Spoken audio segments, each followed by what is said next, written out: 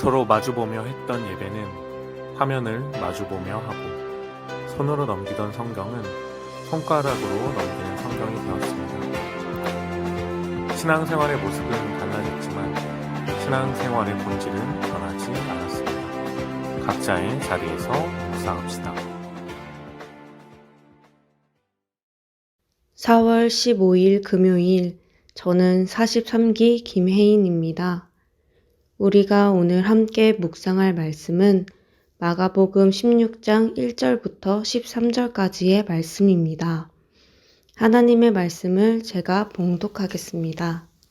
안식일이 지남에 막달라 마리아와 야고보의 어머니 마리아와 또 살로메가 가서 예수께 바르기 위하여 향품을 사다 두었다가 안식 후 첫날 매우 일찍이 해 돋을 때에 그 무덤으로 가며 서로 말하되 누가 우리를 위하여 무덤 문에서 돌을 굴려주리요 하더니 눈을 들어본즉 벌써 돌이 굴려져 있는데 그 돌이 심히 크더라.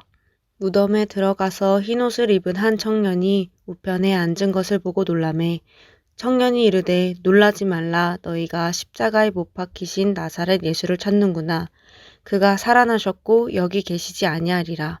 보라, 그를 두었던 곳이니라.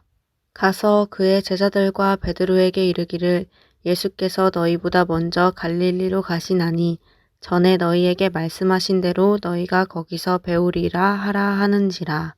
여자들이 몹시 놀라 떨며 나와 무덤에서 도망하고 무서워하여 아무에게 아무 말도 하지 못하더라. 예수께서 안식 후 첫날 이른 아침에 살아나신 후 전에 7 귀신을 쫓아내어 주신 막달라 마리아에게 먼저 보이시니 마리아가 가서 예수와 함께하던 사람들이 슬퍼하며 울고 있는 중에 이 일을 알림해 그들은 예수께서 살아나셨다는 것과 마리아에게 보이셨다는 것을 듣고도 믿지 아니하니라. 그 후에 그들 중 2 사람이 걸어서 시골로 갈 때에 예수께서 다른 모양으로 그들에게 나타나시니 2 사람이 가서 남은 제자들에게 알리었으되 역시 믿지 아니하니라. 아멘. 오늘 예수님께서 부활하시고 마리아와 2 제자에게 나타난 말씀이 나타나고 있습니다. 저는 이 부활에 대한 말씀을 전할 때 우리 귀한 청년들에게 먼저 전해주고 싶었던 이야기가 있는데 그것은 무엇이냐면 부활을 역사적으로 했다라는 확신, 그 사실을 알고 있어야 된다라고 전해주고 있습니다. 부활이라는 단어가 많은 사람들, 현대인들이 믿기 어려운 것처럼 여겨지는 것이 있는데 오늘 이 예수님의 부활의 증거들을 보면서 예수님의 부활이 역사적으로 사실이었다는 것을 함께 나누고 싶습니다. 먼저 예수님의 무덤에 돌문이 굴러져 있던 것이 첫 번째입니다.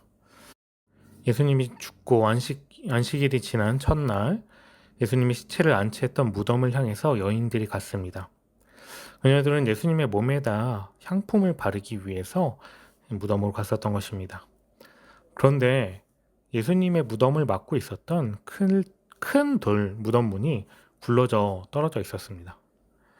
고대 근동 지방에서 무덤은 사람이 죽으면 그 시체를 매장했던 그 안에 굴로서 종류가 상당히 다양했습니다.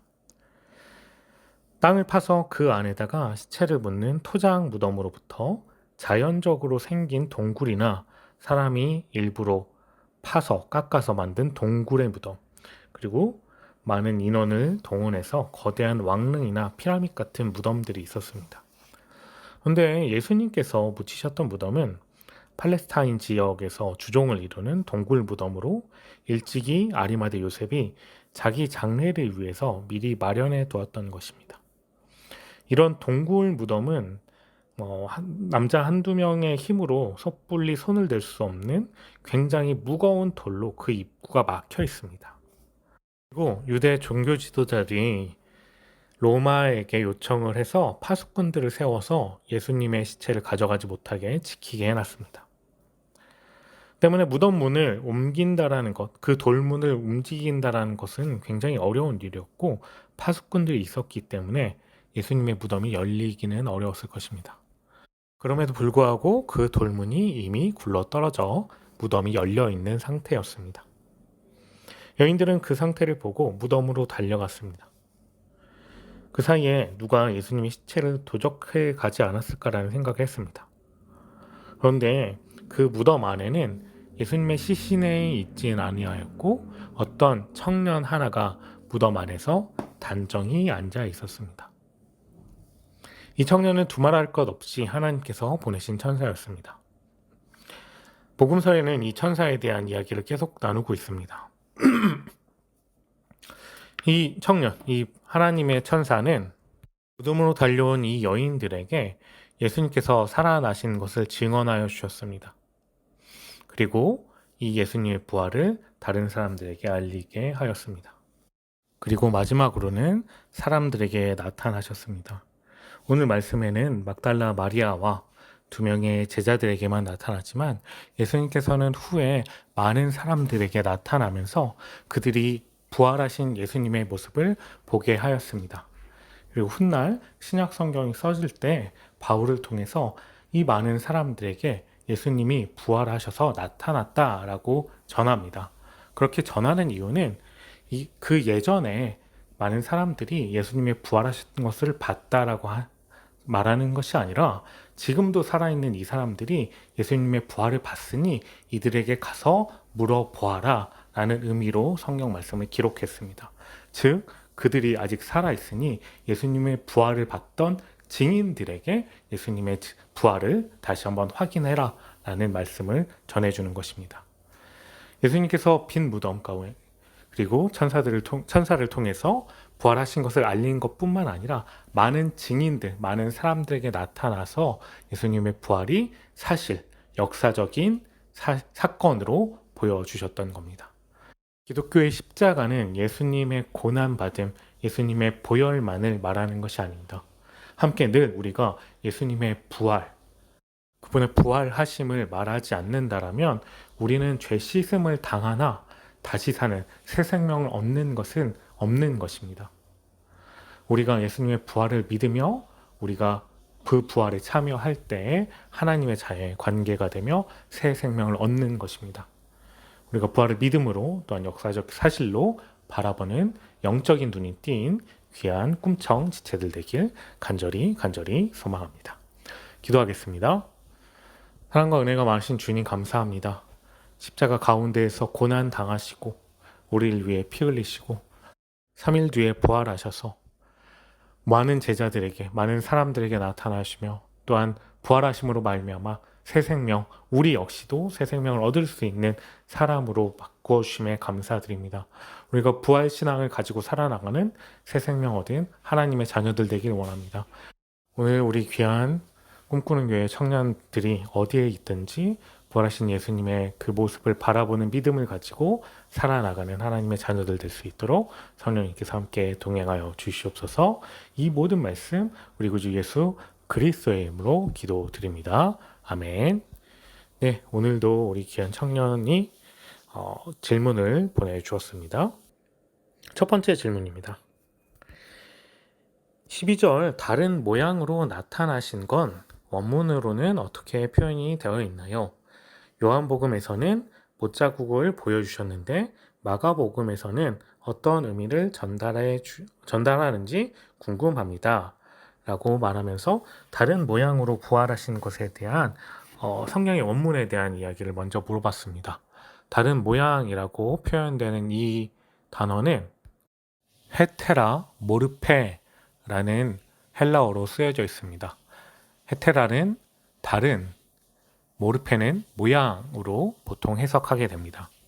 여기서 모양으로 번역된 모르페는 어떤 인격체의 본질적이고 고유한 형태를 나타내는 단어인데 이 신약 성경에서는 육신을 입고 오신 그리스도의 모습을 표현할 때 많이 사용합니다.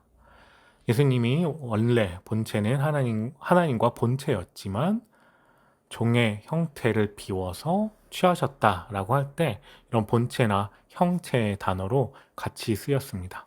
예수님이 부활하신 뒤에 예수님의 모양이 바뀌었다. 예수님이 외적 형태가 바뀐 것은 아닙니다. 다만 예수님이 부활하신 이후에는 육체의 모습이 있으면서도 이제는 죽음을 초월한 신령한 몸을 소유하고 있는 것을 의미합니다. 특히 이 두 제자에게 나타난 말씀은 누가복음 24장 말씀을 보면 그들의 눈이 가리워져서 알지 못하였다라고 이야기합니다. 그리고 후에 영적인 눈이 밝아져서 그들이 예수님임을 확인하게 됩니다. 이때 예수님께서는 선지자들의 말, 성경 말씀을 통해서 이들에게 메시아가 부활할 것에 대한 이야기를 합니다. 이 질문 가운데 처음에 이제 도마에게 못자국을 보여주어서 도마가 예수님인 주님인지 보게 했던 것처럼 이 두 제자에게는 하나님의 말씀을 통해서 다시 한번 이들이 신앙을 예수님이 부활하심을 알게 하였습니다. 네, 두 번째 질문은 예수님이 오실 제자들처럼 보고도 믿지 못할 것 같고 어려운데 목사님께서는 어떤 마음을 가지고 가요? 믿음, 구원에 대한 확신은 어떻게 생기셨나요? 라고 하면서 제 신앙에 대한 질문을 조금 나누셨습니다. 이것이 제 간증이 될 것 같긴 한데요. 저는 신앙을 가질 수 있게 된 것, 믿음을 가질 수 있게 된 그 첫 순간으로 돌아가 보면 저는 결국 말씀을 통해서 믿게 되었다라고 생각합니다. 물론 제가 하나님께서 저에게 주신 말씀은 요한일서 4장 8절 후반부였는데 이는 하나님은 사랑이심이라라는 말씀이었고요. 제가 굉장히 어렵고 힘들 때 이 말씀이 저에게 갑자기 정말 눈앞에서 보이는 것처럼 딱딱딱 찍히면서 하나님을 원망하는 마음을 가지고 하나님께 나가서 엄청 기도하였고 그것을 통해 성령님을 만나게 되었습니다. 그리고 후에 성경 말씀을 읽으면서 저는 확신을 하게 되었습니다. 예수님의 말씀을 읽는 것으로, 말씀을 보는 것으로 저에 대한 신앙이 더욱 단단해졌습니다. 제가 우리 귀한 청년들에게 전하고 싶은 것은 우리가 예수님을 만나고 예수님을 알아가고 교회를 통해서 신앙생활을 하고 있는데 우리의 기본이 되어야 되는 것은 이 예수님의 말씀입니다. 우리가 믿는 것은 예수님이 우리를 위해서 십자가에서 죽으시고 부활하신 것을 적혀 있는 이 성경의 말씀들을 보고 믿는 것처럼 우리가 하나님의 말씀을 믿지 못하면 우리의 기도의 방향이 삐뚤어질 때도 있고 하나님의 뜻이 아닌데도 나아갈 때도 있습니다. 그리고 무엇을 믿어야 될지 정확하게 알지 못합니다. 성경에도 나와 있지만 우리가 들음으로 믿음이 이 말씀을 듣는 것으로 우리 믿음이 받게지고 생긴다라고 말해주고 있습니다. 우리 귀한 청년들도 믿음과 확신, 믿음에 대한 확신, 신앙에 대한 것들이 연약하고 흔들릴 때에는 먼저 하나님의 말씀을 붙잡는 귀한 하나님의 자녀 되길 간절히 소망합니다. 네, 오늘은 성금요일입니다. 예수님께서 십자가에 못 박히신 날이죠. 우리가 예수님의 그 부활에 대한 말씀을 나눴지만 오늘은 예수님께서 우리를 위해서 피 흘리신 날인 것을 다시 한번 믿고 그 은혜에 그 십자가에 감사하는 하루 되길 간절히 소망합니다. 그럼 우리 내일 마지막으로 만납시다. 평안한 하루 되세요. 안녕.